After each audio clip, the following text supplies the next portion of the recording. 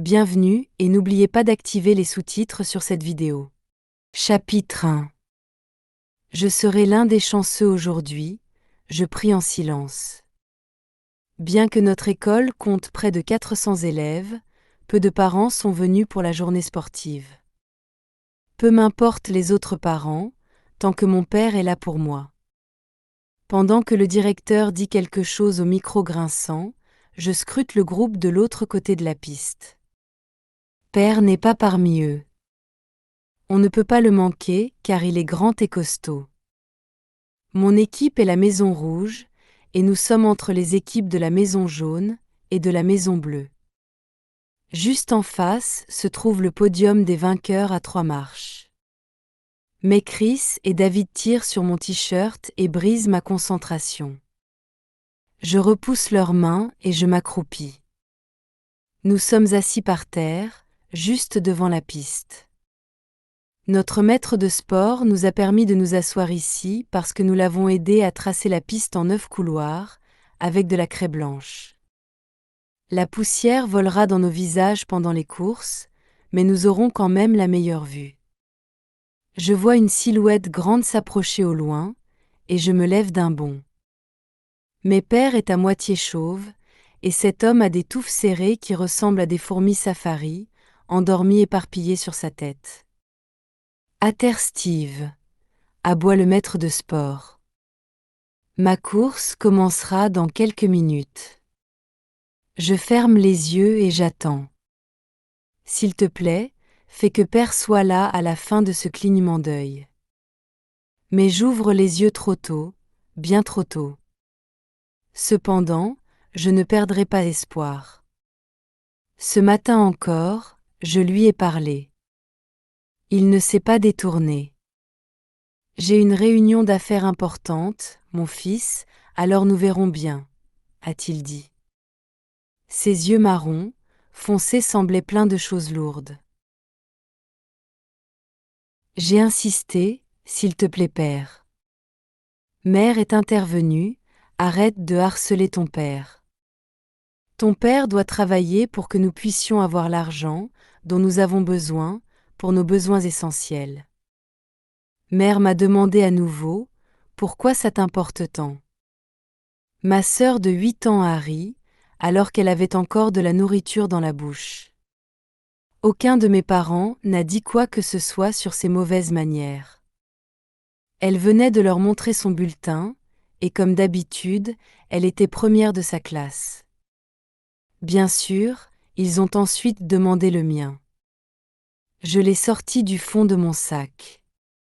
Mère a lu le résumé de l'enseignant au bas de la page.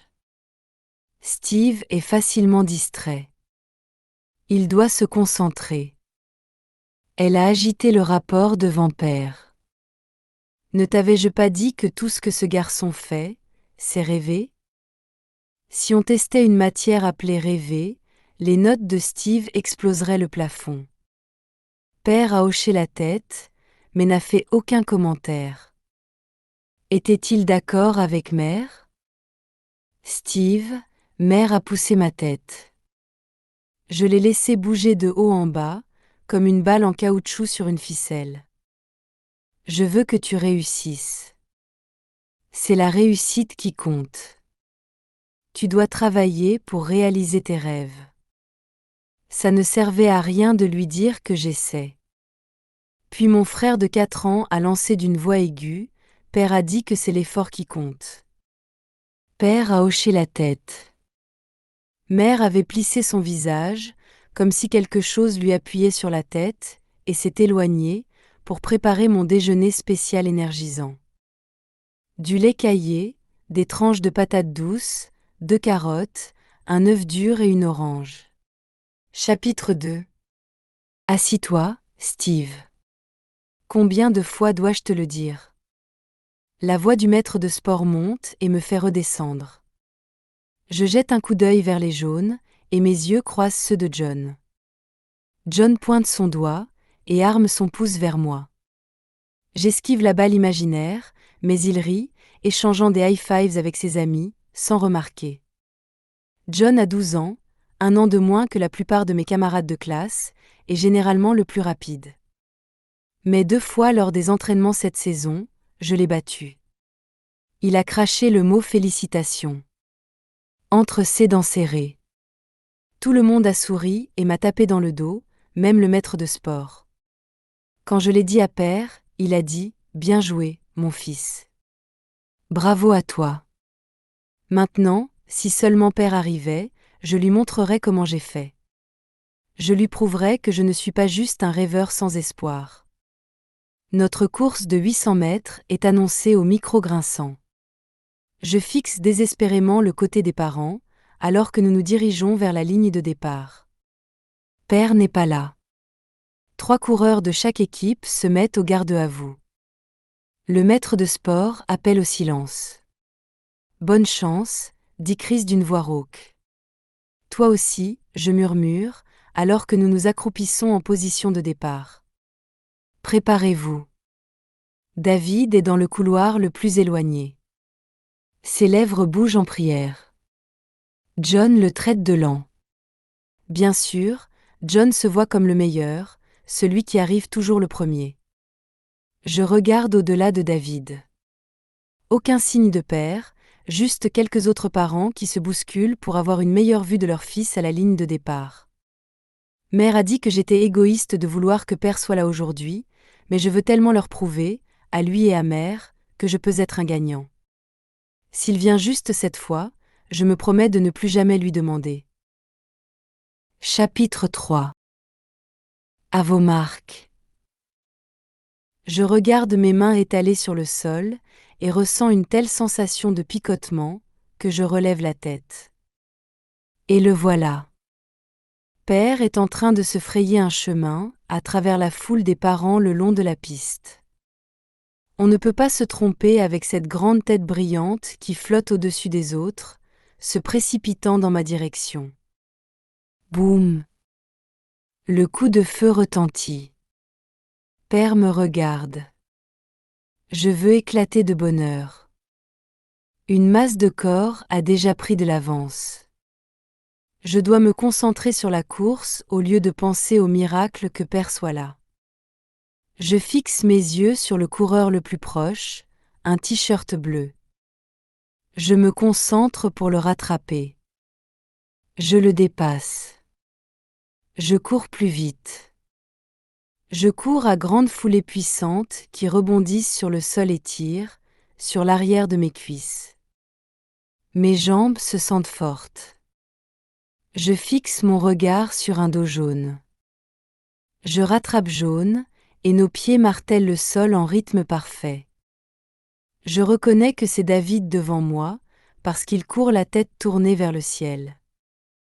Il ralentit déjà. Je le dépasse, les yeux rivés sur le t-shirt jaune de John. Il est dans un groupe, mais je sais que John aime toujours finir en sprint spectaculaire. Je dois le rattraper maintenant si je veux avoir une chance. Au milieu du bruit de la foule, je crois entendre Père crier « Cours, mon fils !» Une nouvelle énergie picote de mes pieds, remonte le long de mes jambes, libère mes hanches et élargit ma poitrine. Je dépasse 2 coureurs. Le groupe se dissout. John est en train de prendre de l'avance. Mon cœur martèle dans mes côtes. J'ouvre grand la bouche pour prendre plus d'air. Je suis en train de le rattraper. Je suis dans le groupe qui se disperse. Je dépasse 1, 2, 3 garçons. Je vole. Je suis à une demi-pas derrière John. Quand je gagnerai cette course, mère ne me grondera plus jamais. Quand je gagnerai cette course, ma sœur arrêtera de ricaner. Mais le meilleur de tout, Père me regardera dans les yeux et me félicitera. Père me verra enfin. Chapitre 4. Je suis coude à coude avec John, faisant correspondre ses foulées. Il se penche vers moi, comme pour puiser de la force en moi. Le ruban de la ligne d'arrivée flotte rouge, peut-être à 100 mètres devant. Je vais gagner. Je vais gagner. Mes coéquipiers me porteront sur leurs épaules, criant « Héros ! Héros !» Mais quand je monterai sur le podium pour recevoir ma médaille, je ne lèverai pas le poing en l'air ni ne ferai une danse pour frimer. Père saura déjà que je suis un héros. Père va. Une bousculade inattendue me sort de mon rêve. Puis je vacille, luttant pour garder le contrôle. Je tombe. J'avale la poussière sur ma langue et secoue la tête, pour chasser le bourdonnement dans mes oreilles. Je me sens confus.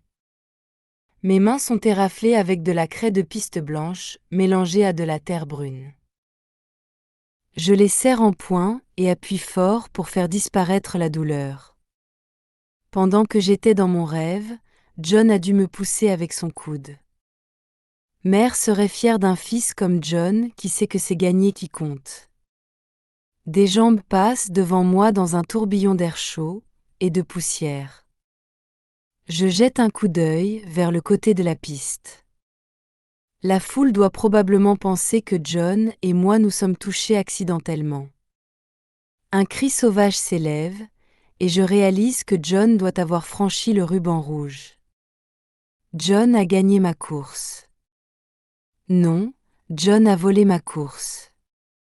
Si je crie, John m'a fait trébucher. Père me croira-t-il ?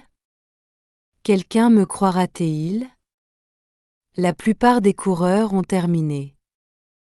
David me dépasse en courant, sa langue pendante, probablement content de ne pas être le dernier pour une fois. John ne fait pas le malin et ne tape pas dans les mains de ses copains comme il le fait habituellement après avoir gagné une course. En fait, il se tient seul, les épaules affaissées. Son père se tient près de lui, mais il ne parle pas à John. Son père regarde la piste de course. Je regarde en arrière et vois le visage brillant de père. Il court le long de la piste, gesticulant largement, en haut, en haut, en haut, et pointant la ligne d'arrivée. Mais comment se relever pourrait m'aider ? Je vais prétendre que ma jambe est cassée. Je vais pousser un cri dramatique d'aide. Je prends conscience du bruit, des acclamations. Ils scandent mon nom. Ils me crient de finir. J'ai envie de leur crier en retour, pourquoi faire ? Je ne suis bon qu'à rêver. Puis je remarque que leurs yeux ne sont pas fixés sur moi, mais sur mon père imposant. Il a traversé la piste derrière moi. Mes oreilles bourdonnent, mais je crois l'entendre crier « Cours, mon fils. Relève-toi et cours. » Incertain, je me relève et regarde Père bouche bée. La sueur ruisselle sur son visage, et il tient une main sur sa poitrine. A-t-il une crise cardiaque ? Ce n'est pas possible. Ses yeux brillent. Je peux voir chaque dent dans sa bouche. Père est heureux. Je m'essuie le nez avec mon poignet et ris à travers mes larmes. On dirait que je pleure. Mais Père est très heureux. Je garde les yeux sur lui et trottine timidement à ses côtés jusqu'à l'arrivée. Tant de bruit et tant de gens qui se pressent autour de la ligne d'arrivée. Le maître de sport doit probablement crier pour rétablir l'ordre. Je n'ai d'oreille que pour Père.